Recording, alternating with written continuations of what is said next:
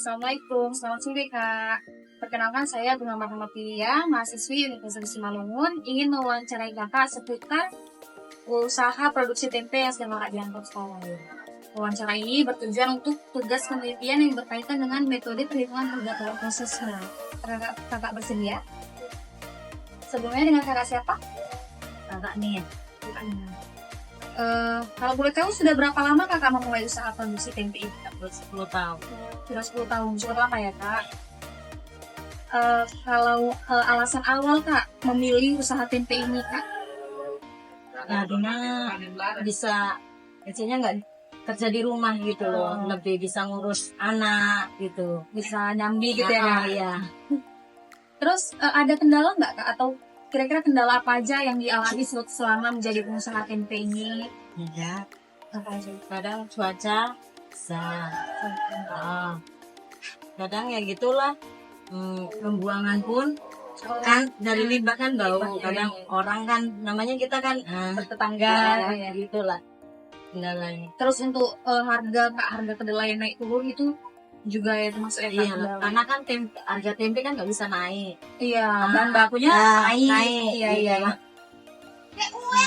Jadi sebelumnya saya akan jelasin nih kak, tujuan utama saya datang ke sini adalah untuk menyampaikan dan berdiskusi nih sedikit sama kakak tentang metode perhitungan harga pokok proses. Jadi metode ini biasanya digunakan untuk menghitung biaya produksi pada usaha yang proses produknya berlangsung secara bertahap seperti di pabrik di kakak ini. Saya juga ingin tahu sebelumnya apakah selama ini kakak merasa cara menghitung biaya produksinya sudah tepat atau mungkin masih ada kendala selama ini yang dialami? Menghitungnya berarti manual ya kak? Iya. Manual satu-satu gitu. Oh iya. Nggak bisa sebulan gitu, nggak bisa. Oh iya. Berarti belum ada menggunakan metode apa-apa nih kak? Jadi kakak bisa nih menggunakan metode perhitungan harga pokok proses untuk mengetahui berapa total biaya yang dikeluarkan di setiap bulannya. Di setiap hari produksi selama 1 bulan. Jadi dengan metode ini kakak juga bisa melihat pengeluaran produksi per bulan secara lebih jelas dan terperinci. Jadi bisa lebih mudah mengatur biaya dan menentukan harga jual yang sesuai. Sebelumnya saya akan menjelaskan sedikit apa itu metode perhitungan harga pokok proses. Jadi metode ini kak adalah metode akuntansi biaya yang digunakan untuk menghitung biaya produksi per unit dalam perusahaan yang menghasilkan produksi secara massal dan berkesinambungan. Metode ini juga memiliki beberapa karakteristik. Berikut karakteristik perhitungan harga pokok proses. Yang pertama, produksi bersifat massal dan kontinu. Produk dibuat dalam jumlah besar dan berkelanjutan tanpa bergantung pada pesanan pelanggan. Yang kedua, setiap unit bersifat homogen atau seragam. Setiap unit produk memiliki bentuk, fungsi, dan kualitas yang sama. Yang ketiga, proses produksi terbagi dalam beberapa tahapan atau departemen, yaitu yang pertama bahan mentah, lalu diproduksi, kemudian finishing, dan terakhir pengemasan. Yang keempat, perhitungan dilakukan secara periodik. Harga pokok dihitung dalam periode akuntansi tertentu, yaitu bulanan, triwulan, dan sebagainya. Yang kelima, biaya dikelompokkan berdasarkan departemen atau proses. Di antaranya ada biaya bahan baku, biaya tenaga kerja langsung, dan biaya overhead. Yang keenam, menggunakan konsep unit ekuivalen. Karena pada akhir periode seringkali masih terdapat produk yang belum sepenuhnya selesai diproses, maka digunakan konsep unit ekuivalen untuk menyetarakan produk dalam proses menjadi satuan produk jadi sesuai tingkat penyelesaiannya. Yang ketujuh, adanya produk dalam proses di setiap departemen. Produk dalam proses atau work in process yang belum selesai sepenuhnya, dan ini harus dihitung secara akurat untuk menentukan nilai total biaya produksi. Yang kedelapan, penerapan lebih mudah dan efisien untuk produk massal. Metode ini cocok untuk perusahaan yang ingin menekan biaya dan memaksimalkan efisiensi produk. Dan juga memiliki beberapa manfaat nih kak. Di antaranya adalah menentukan harga jual produk sesuai dengan sebelumnya, dan memantau realisasi biaya produksi, menghitung laba atau rugi periode tertentu, dan menentukan harga pokok persediaan produk jadi dan produk dalam proses yang disajikan dalam neraca. Sebelumnya saya kan sudah bertanya nih kak tentang biaya-biaya pengeluaran kakak setiap harinya. Jadi Untuk totalnya ini saya udah total selama sebulan. Yang saya dapat adalah ini untuk kacang kedelai adalah merupakan bahan baku utama ya Kak. Itu dalam sebulan Kakak mengeluarkan 1.500 kg, itu totalnya 15 juta rupiah. Dan biaya tenaga kerja langsung sebesar 4 juta dibayarkan untuk 2 orang kerja ya Kak. Dan termasuk kompensasi kepada Kakak sebagai owner yang juga terlibat langsung dalam proses produksi. Nah, selama 1 bulan. Pabrik juga mengeluarkan biaya overhead-nya Kak.